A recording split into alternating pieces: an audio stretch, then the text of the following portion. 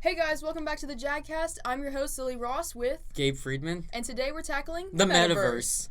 When you hear the buzzword, you probably ask yourself, what is it? Why is it? And why do I keep hearing about it? In simple terms, the Metaverse is a hypothesized version of the internet. It is intended to support virtual 3D environments through things like virtual and augmented reality headsets. Think Oculus Quest or another piece of tech in the same vein. This concept has become quite controversial, with popular media like Ready Player One showcasing a dystopian future where mankind has become obsessed with the virtual world instead of the real one. The Metaverse also has many asking questions about the future of entertainment and the internet as a whole. How will the Metaverse change things?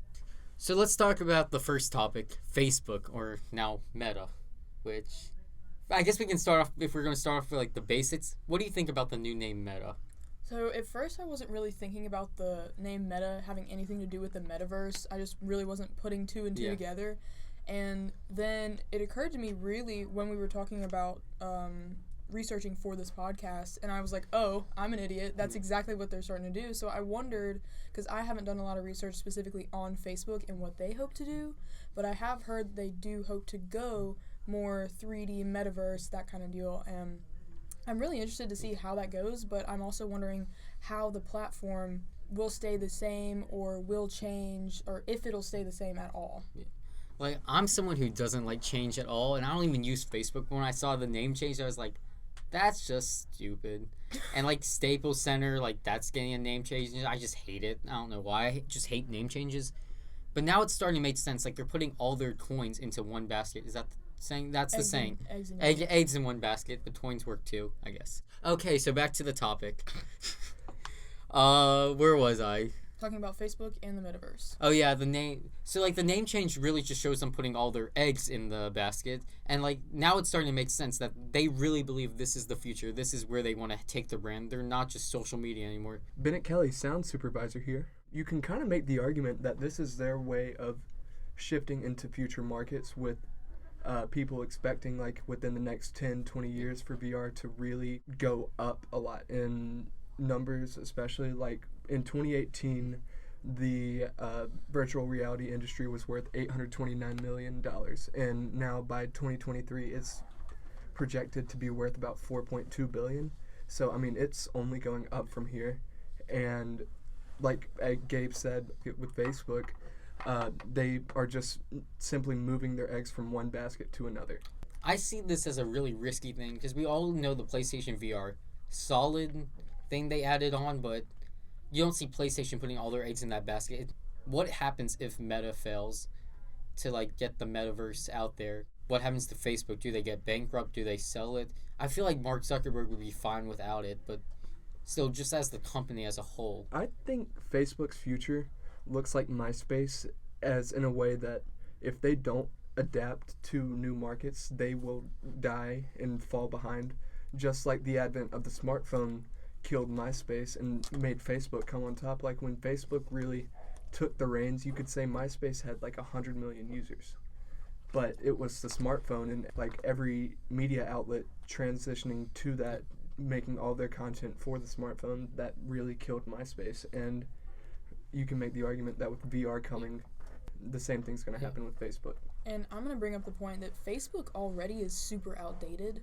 It was already really replaced with Instagram because Instagram is a lot more user-friendly, and it just latched on to a lot of younger people. Can I say something about that real quick? You're forgetting that Facebook owns Instagram. It's kind of like two generations they're aiming to. Facebook's more for like the older generations, while Instagram's more aimed at the younger generations, with like, especially with the addition of Reels and Stories, even though I think Facebook also has Stories. Okay, just wanted to bring that up though. Yeah, and that's a great point. I just feel like Instagram plays, like, even though it plays to a younger audience, it's also, since it is more user-friendly, it's easier to teach an older generation about if they're coming in from never using any social media.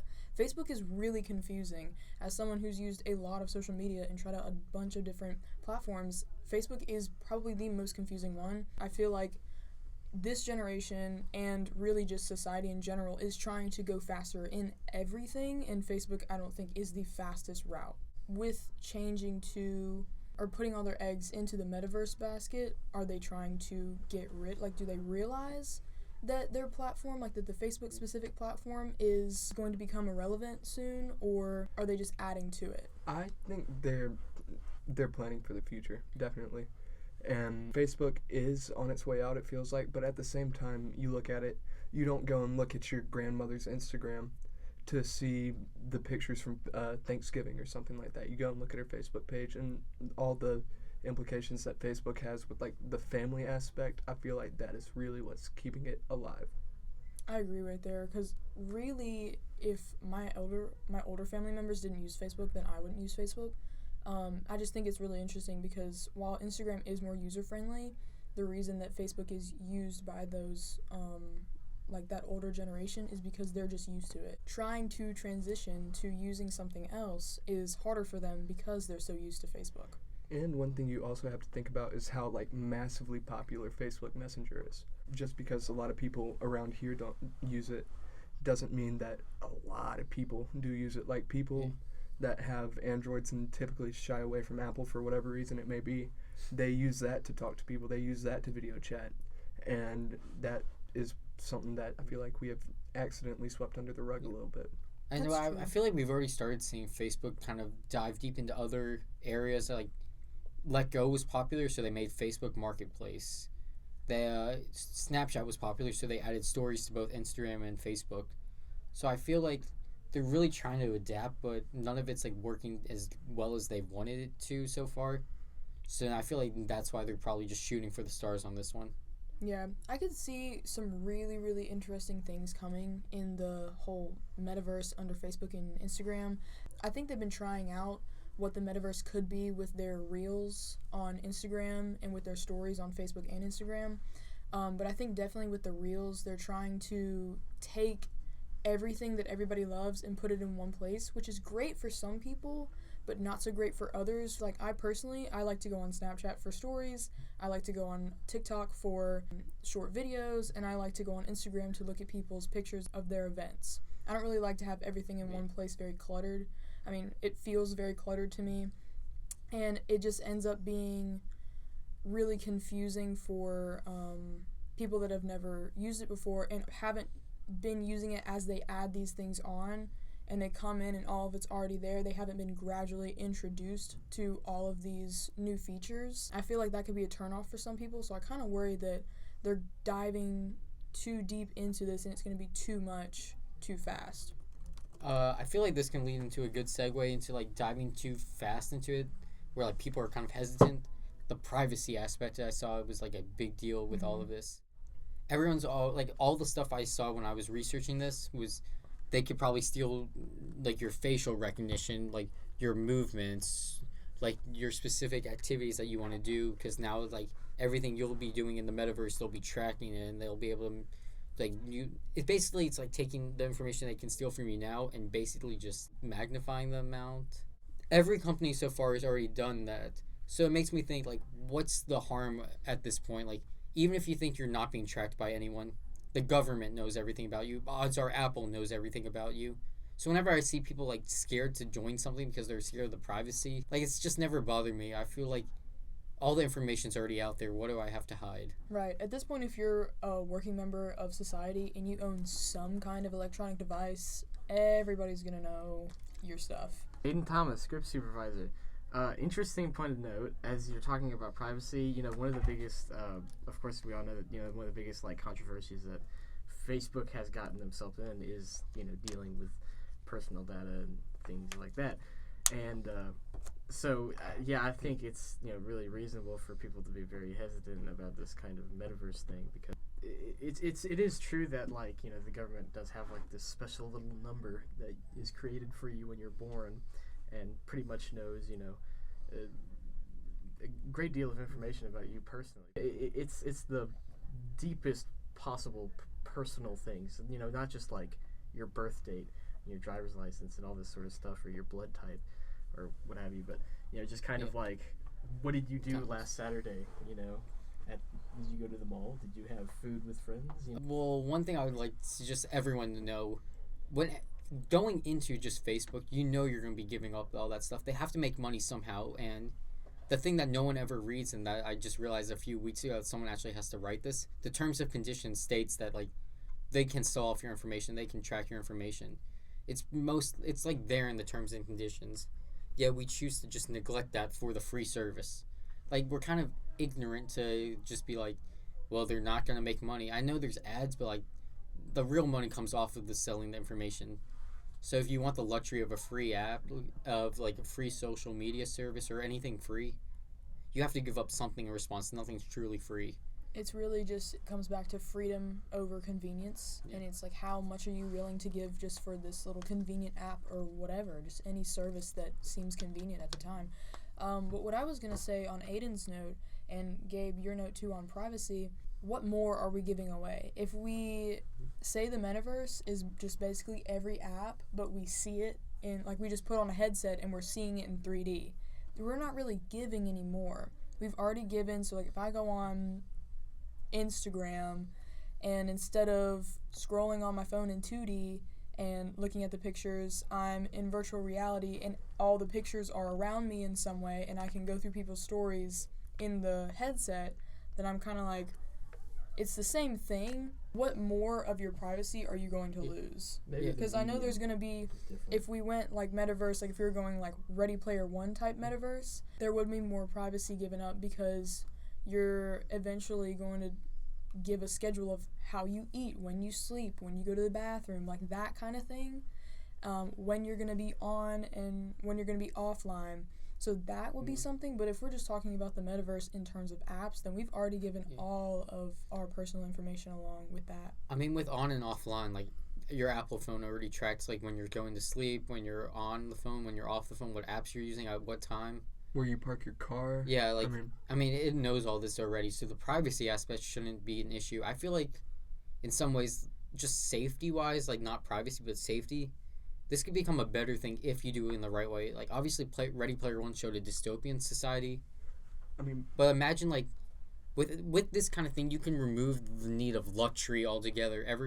Say, like, overpopulation wouldn't become as big of a problem if, like, everyone would be fine with a smaller house, because then, like, in the virtual world, they have unlimited space. So you're getting bullied in the real world. Like, you can create your avatar however you want. You can be whoever you want. So I know there's many ways that could go wrong, but there's also a lot of ways that it could be right. But yeah, I get what you're saying, because it could completely eradicate the need for material things. Yeah. And I was also thinking about this. I did a lot of research. I saw this article on virtual clothes, and I was thinking about, first of all, what these designers have made, and they don't have to think as hard about how they're going to make it. It's more just a translation from 2D to 3D, and sure, there's some 3D animation and just design aspects that are way different from 2D, so that does take some learning to get there, but you don't have to think about the different fabrics and how they're going to move and all that kind of stuff. You can just translate it from pen to paper to your computer screen, and then from your computer screen to your avatar. And that's really cool. But I was also thinking about the pollution aspect. There's no longer, if we went full augmented reality and went full virtual clothes, there would be no need for really any production, or rather mass production, especially in fast fashion. There wouldn't be any need for anything other than bare necessities. There wouldn't be any need for fashion in the real world if we went, like we said, Ready Player One, that full send of virtual reality. And like a bunch of the resources could be used to like both improving the world and to improving the game to make it more realistic, to get more people into it. It would cut a lot of the waste out. Waste in production of furniture, waste in production of clothing, and waste in production of gas, because if you can go anywhere, why go anywhere? I agree with the gas, but like the clothing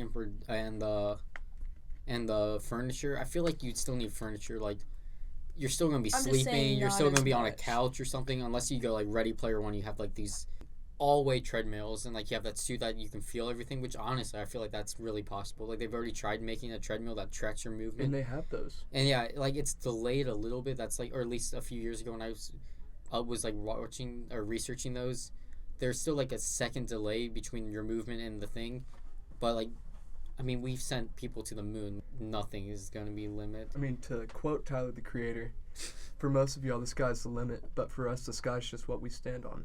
Mm-hmm. And, I mean, that's part of what Elon Musk and Bezos are trying to do, are trying to make the people of Earth a spacefaring community, because our time here on this planet is limited. We're killing it.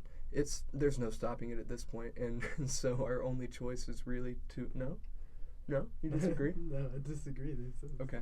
Well, I've been dying to bring up this point because Lilly makes a very interesting point when it comes to like clothing waste, because I think I saw somewhere that there's such an excess amount of like clothing to like clothe the next like 5 generations of people around the earth. So if you have something like digital clothing that is very big positive for having sort of like virtual clothing, as you're talking about.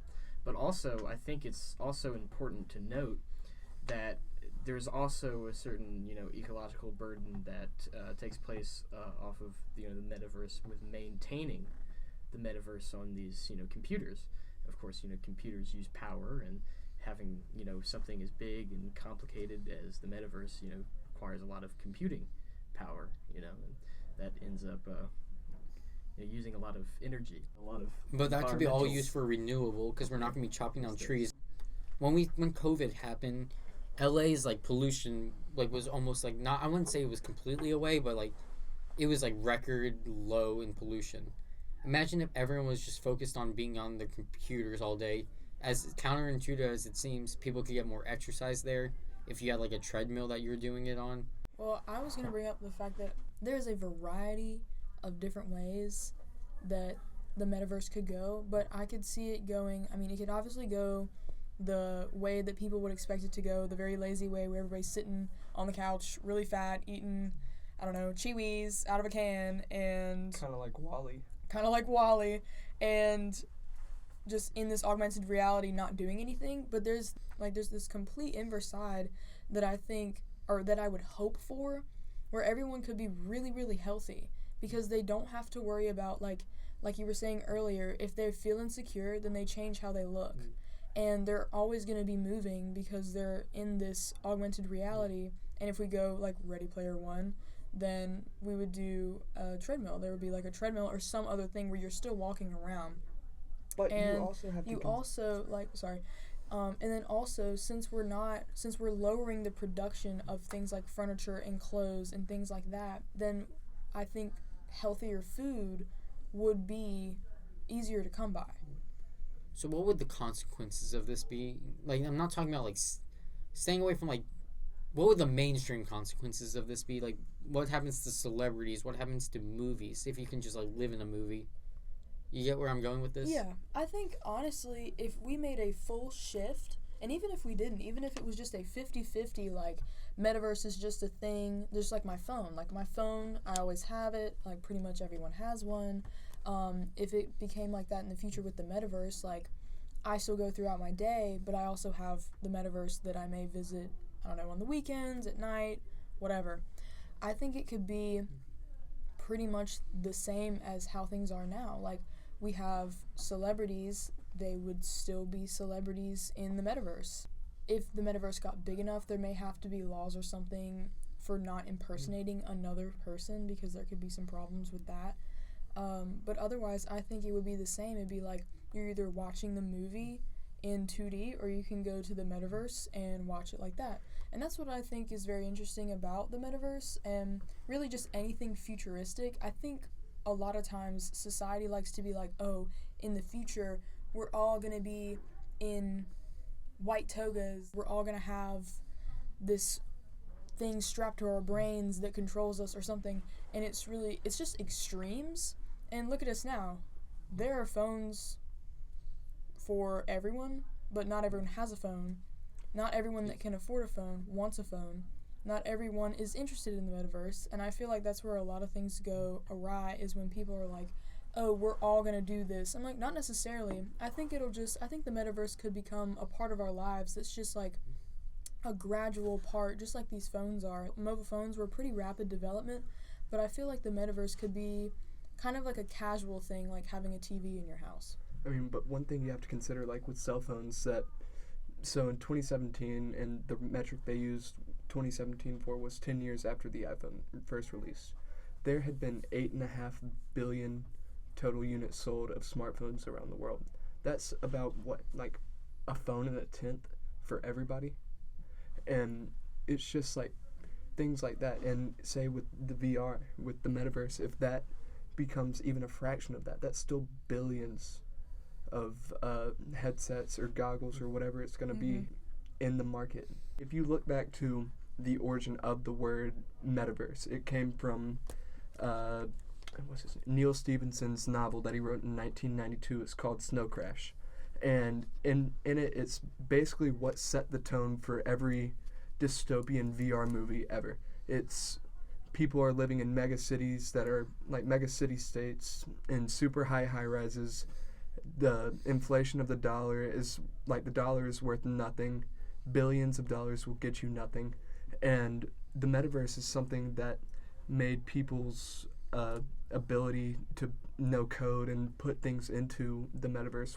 That was their societal hierarchy, because this is what's really ironic with Facebook's Metaverse, is that it's something that's supposed to be truly open source. Anybody can contribute to it, so that kind of, in a perfect Metaverse, that eliminates the fear of being hacked, because if everybody can put something into it, I don't see how one person could make the whole thing fall.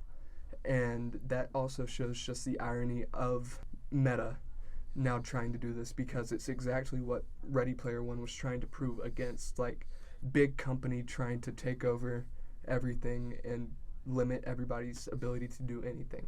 And that's exactly what I was thinking was when you were talking about having a small select group of people, that could become an oligarchy really quickly. Yeah. Depending on how big the Metaverse is, are we going to have, like, if we went fully into the Metaverse and relied on them for, like, government, economy, marketplace, like, if we went full in and that was the only life we were living was in the Metaverse, then the people controlling the Metaverse would, in an indirect way and kind of a direct way, control us.